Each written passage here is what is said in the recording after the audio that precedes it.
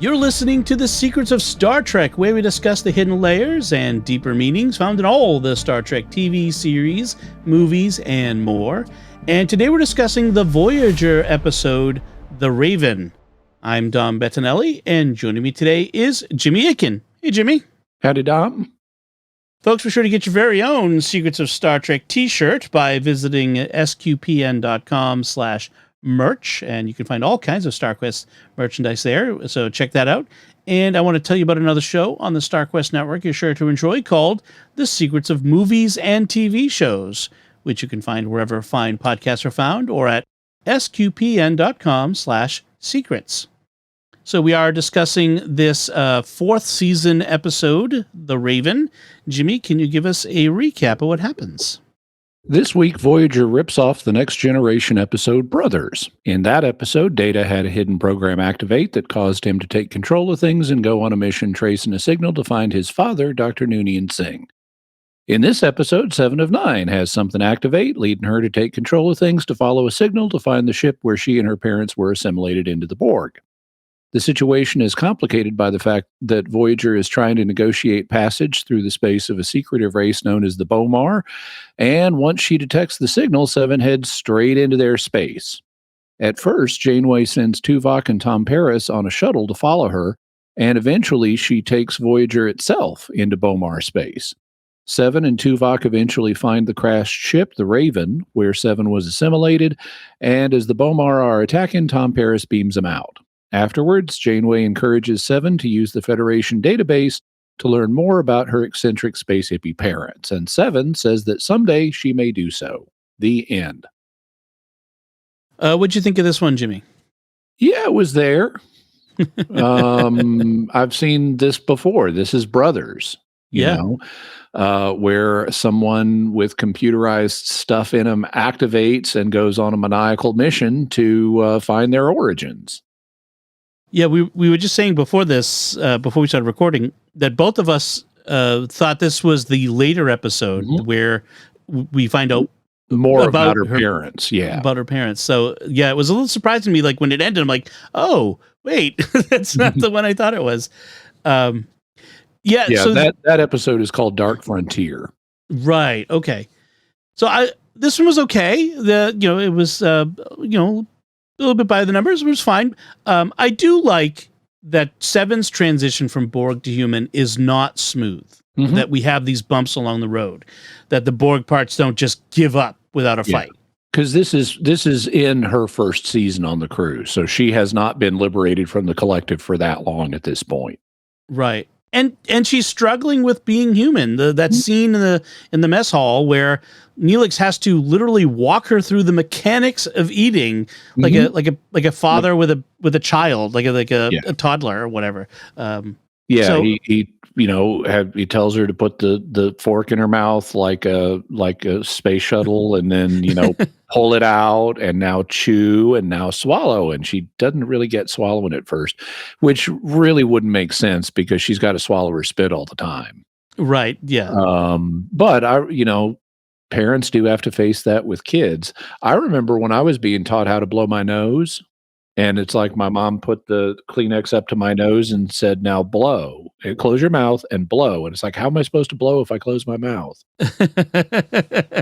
I have the same memory. My parents were away. I was staying with neighbors, and I had a stuffy nose, and my neighbor, she says, okay, here, blow your nose. And so I take the tissue, hold it to my face, and I don't know what to do. She had to teach me how to do it. So yeah, that's a clear memory. In terms of 7's arc, so she has her Borg stuff reactivate, and like a thing pops out of the back of her hand and starts spreading over it mechanically, and then she decides she's heading off. And I thought that this was more like Data, where he's just oblivious to what he's doing. I thought she was completely under Borg control at this point. Right. Or I also it occurred to me, is she hallucinating this? But she's not, and she's not under Borg control. She thinks that she's being summoned and this part of the episode I don't really think makes sense. Yeah. How she detects the Raven and thinks it's a Borg ship that she's going to, that doesn't really make sense to me. Right.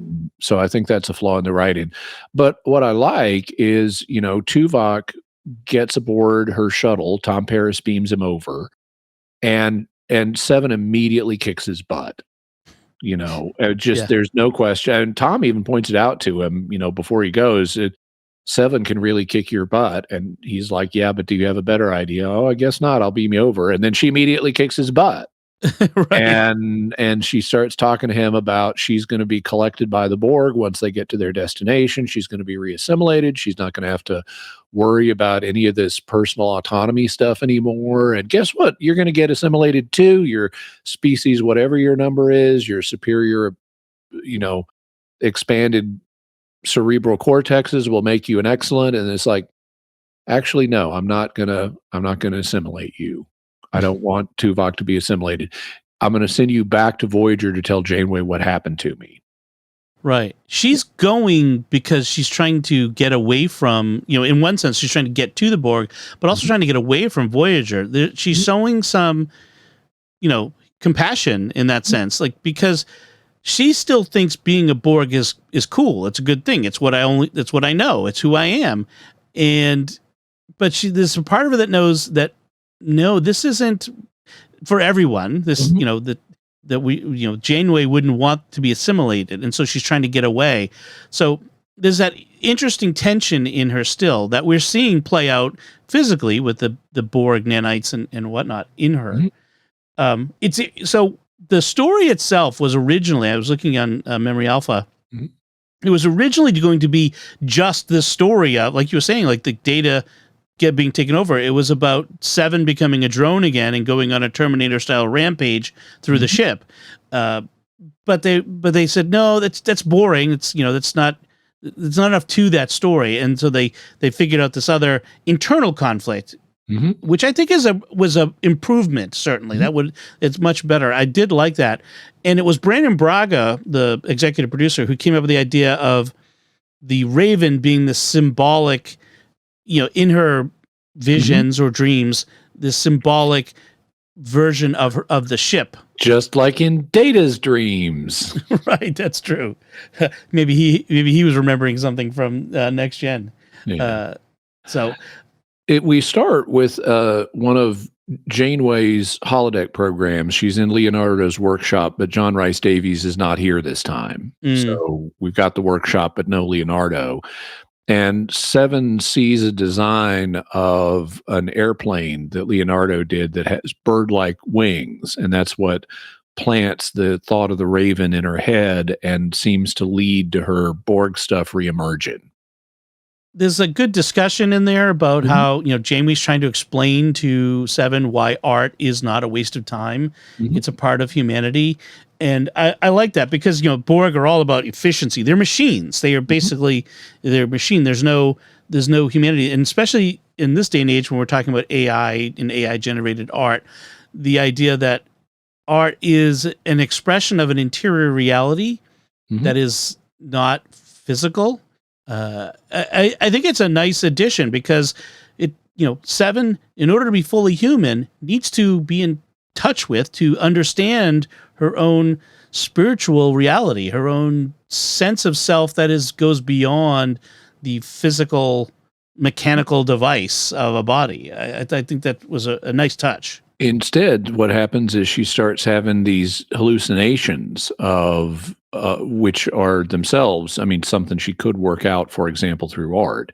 But she's having these hallucinations of drones and life in the collective, and then a raven. She doesn't initially know it's a raven. She just thinks of it as a black bird, but with this menacing black bird looking at her. Right. And this happens periodically to her. We don't see all of these hallucinations, but we see a few of them, and they mention others that she's having.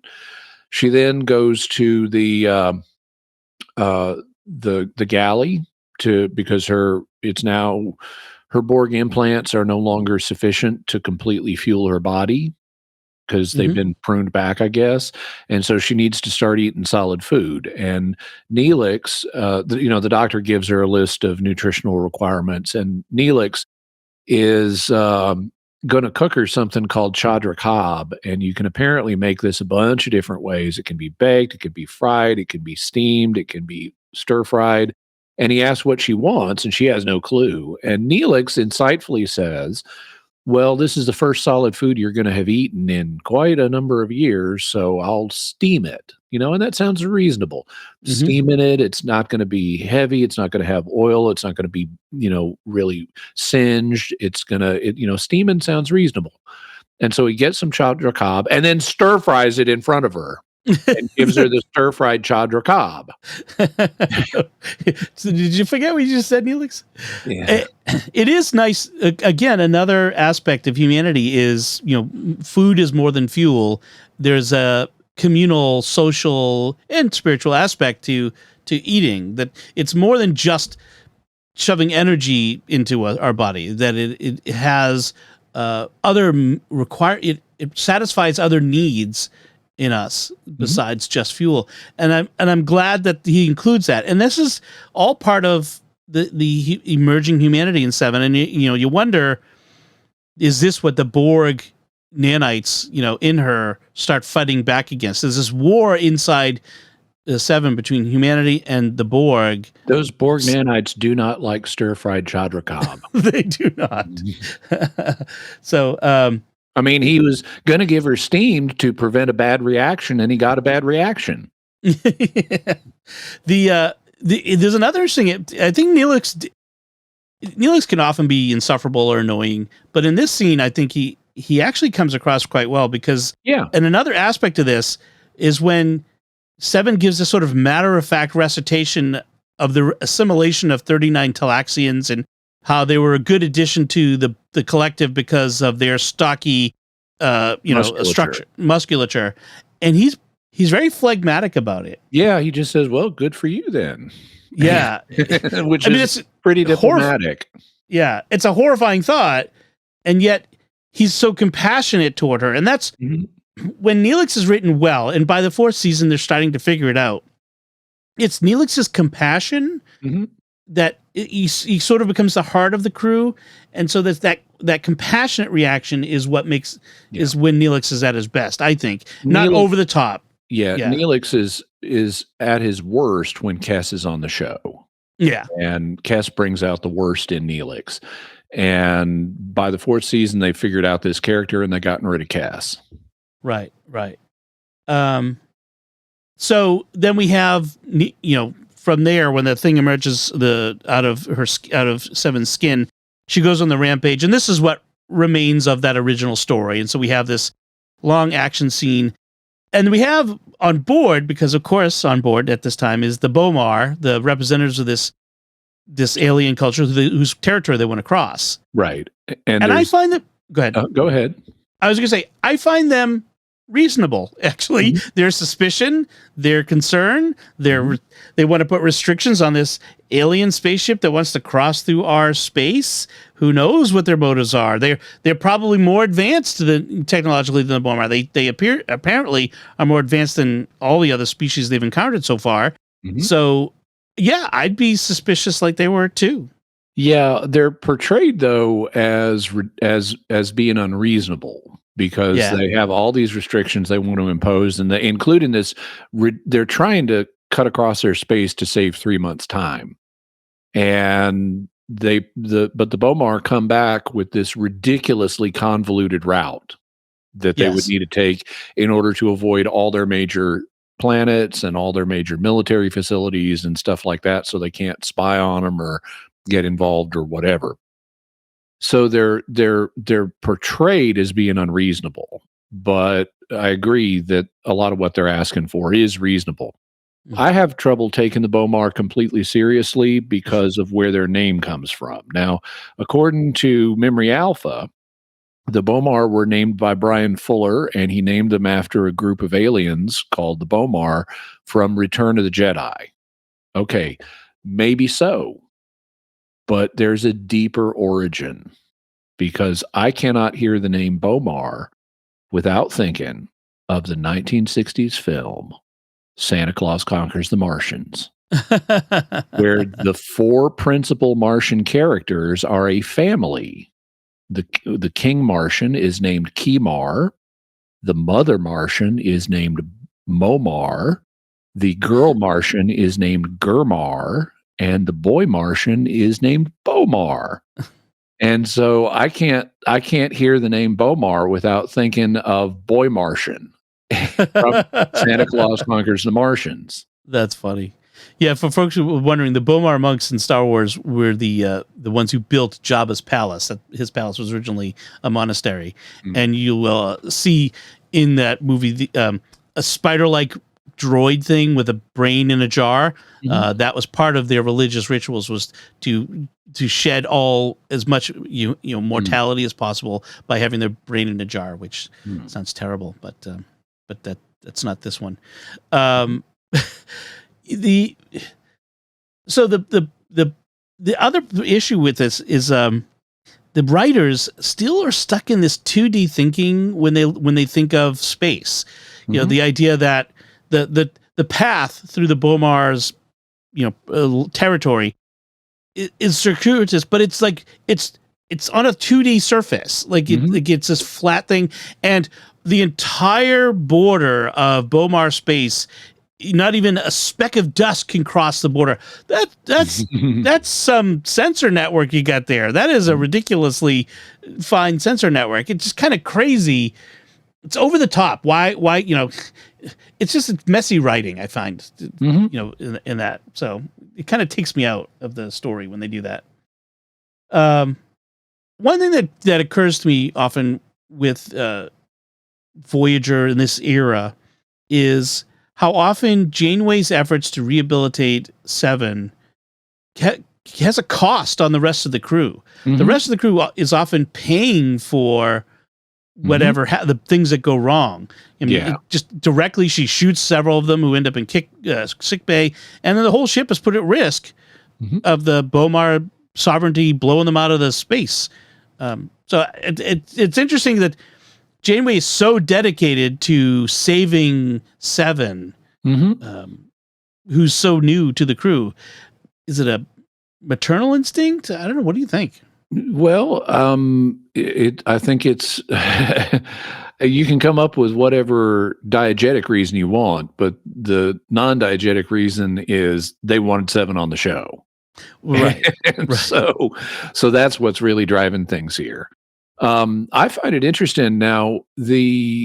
So there's a moment and where Seven tells Tuvok to thank Janeway for her patience and her kindness, and she seems genuinely affected by that. It's good acting. And then later in the final scene where they're back in Leonardo's workshop and Janeway is talking to Seven about using the Federation database to find out about her parents. It's again nice acting between the two of them. I have that in my notes. That Jerry Ryan and Kate Mulgrew are really doing well in this scene, which I find fascinating because they hated each other at this time in their careers. Because Janeway was the first woman captain in Starfleet. She was the center of attention. She was the queen bee on this show. She was the one that got all the press coverage. There were all these stories about her as the leader of the new show and the first woman captain and all this stuff. And then Seven shows up and everything is about Seven now. And Kate Mulgrew kind of took offense at that and made Jerry Ryan's life unpleasant behind the scenes. But for a time, I'm informed they've since made up, and I assume Kate Mulgrew's apologized for all that and so forth. So apparently they get along now, but back then they didn't, and there was an intense rivalry behind the scenes between the two of them. And nevertheless, they act well together. I have no clue watching this episode about what's going on behind the scenes. They're genuinely doing good acting where they understand their character and how their character is supposed to react, and they're not letting their personal feelings bleed through. Acting is a lot harder than people think it is. I mean, it is. I think of like I hear some of these stories, and like you've got to memorize, pages and pages of dialogue. You've got to stand on a stage and not look at the camera or any of the other people who are there. Like just it inhabit this character, this person, and and do the same thing over and over again, exactly as you did it before. Like it is a lot harder than people think it is. I think, and it is fascinating to me. But watching people who are good at it do the job, like you mentioned in this scene, is gratifying. Yeah. So as I mentioned, Seven is clearly conflicted about going back to the Borg. I mean, she sort of seems resigned to it as opposed to enthusiastic. A few episodes before where she was determined, when she was first on board. Now it's more resigned. So I thought that was interesting as we're seeing this gradual shift. So there's a little subtlety in the character development going on. There is a funny, humorous scene where they're going through her journals to find any clues. Oh. And Janeway assigns Harry Kim to translate them because he's gotten good at translating the Borg language. Yeah. It's like, okay, even assuming there is a Borg language, I think you're going to need a machine to read it. Yeah. Well, you just assign the computer, right? Yeah, just have the computer translate it. You don't need a human for that job. Yeah, we have that in the 21st century now. So, but there's apparently some stuff in there about him, which is disappointing because as we saw last time, there was this. He thought there was a romantic possibility with Seven. Yeah, and I actually think they play it nicely here because Harry gets told she apparently found you very predictable, and then Janeway says, "Coming from Seven, that's probably a compliment." And it probably is. Yeah, that's true. That is true. Predictability and logic is, I can imagine she would find, someone like Neelix who's pretty unpredictable to be to be less to be off-putting, I guess is the phrase. And even though it's a very uncomfortable scene, and the episode it occurs in is not well written, I mean, she wasn't opposed to having a romantic relationship with Harry, right? But mostly a physical one. Yeah, I mean, it's like, take off your clothes. And to his credit, that's not what he wanted. Primarily, at least. So, we talked about that last time. I forget what the last Voyager episode we talked about from the 4th season. There's also kind of this middle point in the episode, a solution that they come up with that gets totally dropped. Because the doctor figures out that her Borg nanoprobes have reactivated, and he comes up with an injection to give her that will deactivate them. And he gives the injection to the syringe to Tuvok, and then they completely drop that from the story. I mean, maybe it gets knocked out of his hand later, but they never use this thing. Right. He's going to beam over to her shuttle and inject her before she can react. That was the whole plan. But she's, as you mentioned, she had the drop on him. She's standing behind him as he beams aboard and nerve pinches him, which is a great turnabout for him. But they never use it. Although you presume that when she's back aboard Voyager, the doctor gives her an injection and so on. But they kind of just drop it. The other big question that really doesn't get raised is how did this Federation starship get 50, 60 years away outside of Federation space? Yeah. Does that get... It's like in the end of the last episode of the first season of Next Gen, where they find that ship that has all these people from the 20th century on it. And it's like, it's at the Romulan border. How did that happen? Right. That unless it was traveling near light speed and the Romulan border is only a couple hundred light years away, maybe. Yeah, this thing is not, it's just floating there. It makes no sense. The travel times in Star Trek are always squishy, but especially in this series where it's all about the travel times, you would think that they would have an explanation for how this happened. Right. Yeah, they were they departed. I'm looking on Memory Alpha, like, because from the later episode, they I guess they address this, but they went out to go find this rumored race of cybernetic beings beyond the Romulan neutral zone in the known to the people of the Beta Quadrant, and I assume they set a fell in a course. transwarp corridor or something. Yeah, I guess it's they located a Borg cube, and the ship was pulled into a transwarp conduit while trailing it. So, okay, so at least they closed that loop eventually. I don't know what season that was. Dark Frontier. It was season 5, I believe. Yeah. Oh, okay. Season 5. We'll get to that eventually. So any other notes on this one, Jimmy? No, it was there. Again, like some nice character moments like in this one. But there was a big, long, as you often say, when car chases begin, action sequences begin, that's when the plot stops and we have to wait for it to resume. I can like action sequences, but apart from that big thing in the middle, we had those character moments, and that was it. So, like you said, it was there. So that means we now need to take a moment to thank our patrons who make it possible for us to create the Secrets of Star Trek, including Guy N, Paula K, Claire P, Andrew V, and Mario L. Their generous donations at sqpn.com/give make it possible for us to continue the Secrets of Star Trek and all the shows at StarQuest, and you can join them by visiting sqpn.com/give.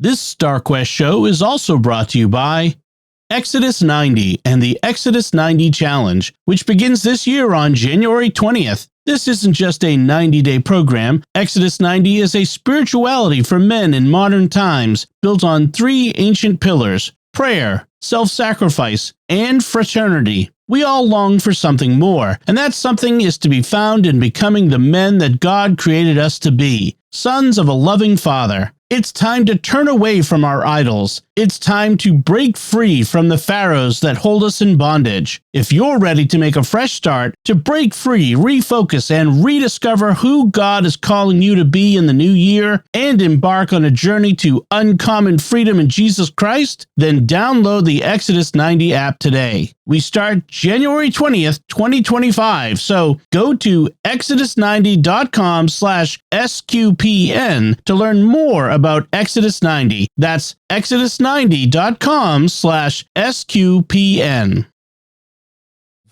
And we'd also like to thank Victor Lambs, who edited this episode.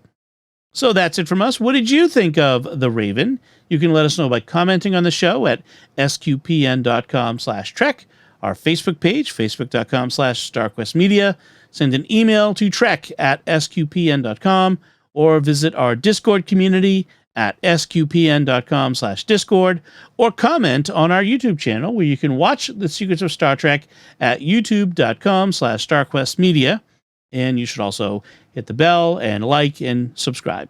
We'll be back next time when we'll be discussing the Enterprise episode Shockwave. Until then, Jimmy Akin, thank you for joining me and sharing The Secrets of Star Trek. Thank you, Dom. Live long and prosper. And Dom, you will not be assimilated. Oh, thank you. And once again, I'm Dom Bettinelli. Thank you for listening to The Secrets of Star Trek on StarQuest. And remember, nevermore.